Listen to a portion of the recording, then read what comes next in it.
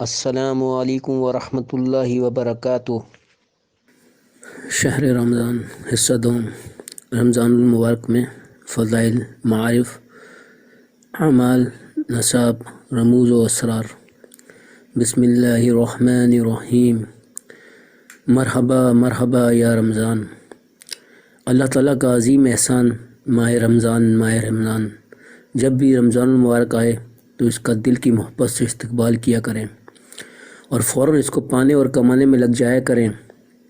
2 رکعت شکرانے کہ رمضان نصیب ہوا، 2 رکعت حاجت کے اس میں مغفرت ملے، 2 رکعت استخارہ کہ رمضان پانے گزارنے کا سلیقہ اور طریقہ نصیب ہو، 2 رکعت صلاۃ التوبہ کے گناہ محرومی کا ذریعہ نہ بنے۔ بڑا اور مبارک مہینہ۔ حضرت سلمان رضی اللہ تعالیٰ عنہ کہتے ہیں کہ نبی کریم صلی اللہ علیہ وسلم نے شعبان کی آخری تاریخ میں ہمیں وعظ دیتے ہوئے ارشاد فرمایا، اے لوگو، تمہارے اوپر ایک مہینہ آ رہا ہے جو بہت بڑا مہینہ ہے، بہت مبارک مہینہ ہے۔ اس مہینے میں ایک رات ہے جو 1000 مہینوں سے بڑھ کر ہے۔ اللہ تعالیٰ نے اس کے روزے کو فرض فرمایا اور اس کی رات کے قیام یعنی تراویح کو ثواب کی چیز بنایا۔ جو شخص اس مہینے میں کسی نیکی کے ساتھ اللہ تعالیٰ کا قرب حاصل کرے وہ ایسا ہے جیسے غیر رمضان میں فرض کو ادا کیا، اور جو شخص اس مہینے میں کسی فرض کو ادا کرے وہ ایسے ہے جیسے غیر رمضان میں 70 فرض ادا کرے۔ یہ مہینہ صبر کا ہے اور صبر کا بدلہ جنت ہے، اور یہ مہینہ لوگوں کے ساتھ غم خواری کرنے کا ہے۔ اس مہینے میں مومن کا رزق بڑھا دیا جاتا ہے۔ اس مہینے میں جو شخص کسی روزہ دار کا روزہ افطار کرائے گا تو یہ اس کے لیے گناہوں کے معاف ہونے اور آگ سے خلاصی کا سبب ہوگا، اور اس کو روزہ دار کے ثواب جتنا ثواب ملے گا، مگر روزہ دار کے ثواب سے بھی کچھ کم نہیں کیا جائے گا۔ صحابہ کرام رضی اللہ تعالیٰ عنہم نے عرض کیا، یا رسول اللہ صلی اللہ علیہ وسلم، ہم میں سے ہر شخص تو اتنی وسعت نہیں رکھتا کہ روزہ دار کو افطار کرائے۔ آپ صلی اللہ علیہ وسلم نے فرمایا، یہ ثواب پیٹ بھر کر کھلانے پر موقوف نہیں، بلکہ ایک کھجور یا ایک گھونٹ پانی یا ایک گھونٹ لسی سے روزہ افطار کرانے پر بھی اللہ تعالیٰ یہ ثواب عطا فرما دیتے ہیں۔ یہ ایسا مہینہ ہے کہ اس کا اول حصہ اللہ تعالیٰ کی رحمت ہے، اور درمیانی حصہ مغفرت ہے، اور آخری حصہ آگ سے آزادی ہے۔ جو شخص اس مہینے میں اپنے غلام و خادم سے اس کا بوجھ یعنی ذمہ داری اور کام کاج کم کر دے تو حق تعالیٰ شانو اس کی مغفرت فرما دیتے ہیں اور اسے آگ سے آزادی عطا فرماتے ہیں۔ اس مہینے میں 4 چیزوں کی کثرت کرو، جن میں سے 2 چیزیں اللہ تعالیٰ کی رضا کے واسطے ہیں، اور 2 چیزیں ایسی ہیں کہ جن کو حاصل کیے بغیر تمہیں کوئی چارہ کار نہیں۔ پہلی 2 چیزیں جن سے تم اپنے رب کو راضی کرو وہ کلمہ طیبہ اور استغفار کی کثرت ہے، اور دوسری 2 چیزیں یہ ہیں کہ جنت کی طلب کرو اور آگ سے پناہ مانگو۔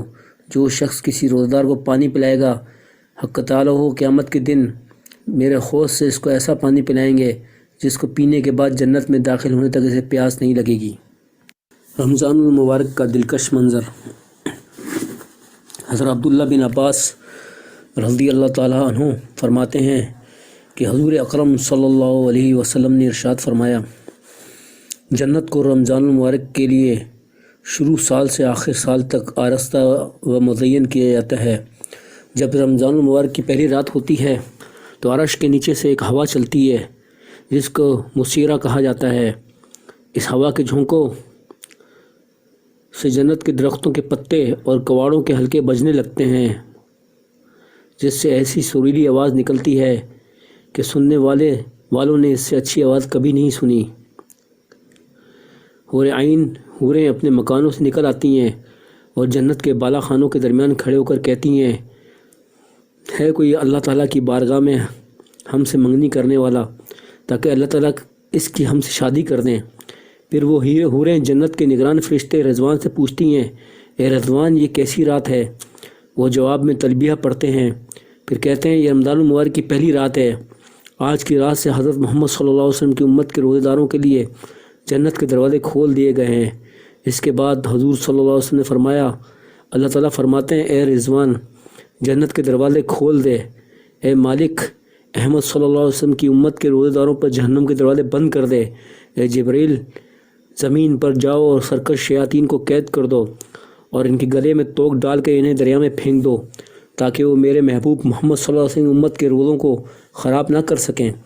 حضور اکرم صلی اللہ علیہ وسلم نے ارشاد فرمایا، اللہ تعالیٰ رمضان کی ہر رات میں ایک منادی کو حکم فرماتے ہیں کہ وہ 3 مرتبہ یہ آواز لگائے، ہے کوئی مانگنے والا جس کو میں عطا کروں، ہے کوئی توبہ کرنے والا کہ میں اس کی توبہ کو قبول کروں، ہے کوئی مغفرت چاہنے والا کہ میں اس کی مغفرت کروں۔ کون ہے جو غنی کو قرض دے، ایسا غنی جو نادار نہیں، اور ایسا پورا ادا کرنے والا جو ذرہ برابر بھی کمی نہیں کرتا۔ پھر حضور اکرم صلی اللہ علیہ وسلم نے فرمایا، حق تعالی و شانہ رمضان شریف میں روزانہ افطار کے وقت ایسے 10 لاکھ آدمیوں کو جہنم سے خلاصی عطا فرماتے ہیں جو جہنم کے مستحق ہو چکے ہوتے ہیں۔ اور جب رمضان کا آخری دن ہوتا ہے تو اللہ تعالیٰ یکم رمضان سے آخر رمضان تک جہنم سے آزاد کیے لوگوں کے برابر لوگ اس ایک دن میں جہنم سے آزاد فرماتے ہیں۔ اور جس رات لیلۃ القدر ہوتی ہے تو اللہ تعالیٰ حضرت جبرائیل علیہ السلام کو حکم فرماتے ہیں، وہ فرشتوں کے ایک بڑے لشکر کے ساتھ زمین پر اترتے ہیں۔ ان کے ساتھ ایک سبز جھنڈا ہوتا ہے جسے وہ کعبہ پر نصب کر دیتے ہیں۔ اور حضرت جبرائیل علیہ السلام کے 100 بازو ہیں جن میں سے 2 بازو وہ صرف اسی رات میں کھولتے ہیں۔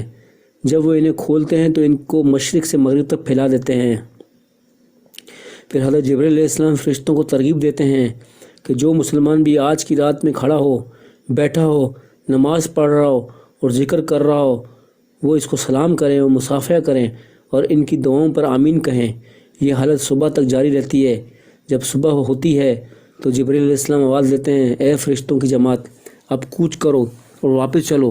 فرشتے ان سے پوچھتے ہیں، اے جبرائیل، اللہ تعالیٰ نے حضرت احمد صلی اللہ علیہ وسلم کی امت کے مومنوں کی حاجتوں اور ضرورتوں کے بارے میں کیا معاملہ فرمایا؟ جبرائیل علیہ السلام فرماتے ہیں، اللہ تعالیٰ نے ان کی طرف توجہ فرمائی اور 4 آدمیوں کے سوا سب کو معاف فرما دیا۔ صحابہ کرام رضی اللہ تعالیٰ عنہم کہتے ہیں، ہم نے پوچھا، یا رسول اللہ، وہ 4 آدمی کون سے ہیں جن کی مغفرت نہیں ہوئی؟